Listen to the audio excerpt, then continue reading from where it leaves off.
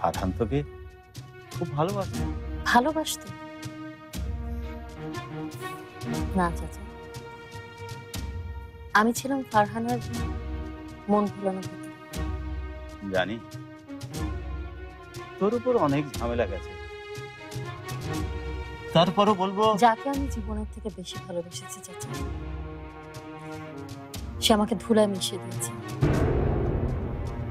মাথা উঁচু করে জীবনেও যাতে না দাঁড়াতে পারে সেরকম কিছু করতে চেয়েছিল। আর আমার আমার মেয়ের জীবনকে অন্ধকারে ঠেলে দিয়েছে। ফারহান তোর উপর রেগে আছে, তুইও ফারহানের উপর রেগে আছিস। এইভাবে চলতে থাকলে তোদের দূরত্ব তো দিন দিন বেড়ে যাবে। আর ফারহানের মা এটাই চেয়েছিল, এটাই তো তার প্ল্যান ছিল।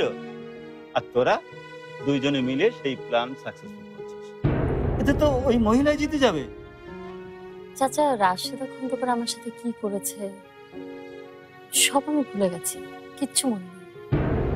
আমার শুধু এতটুকু মনে আছে যে আমার সবচেয়ে কাছের মানুষটা আমাকে দূরে ঠেলে দিয়েছে। তারপরও তুই একটা মেয়ে, এখন তুই একটা মেয়ের মা হয়েছিস।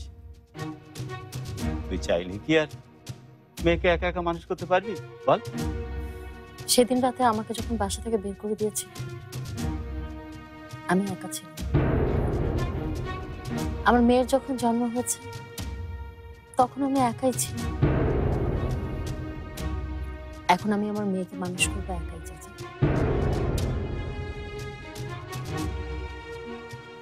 চাচা, আমি কয়েকদিনের মধ্যে স্কুল জয়েন করব।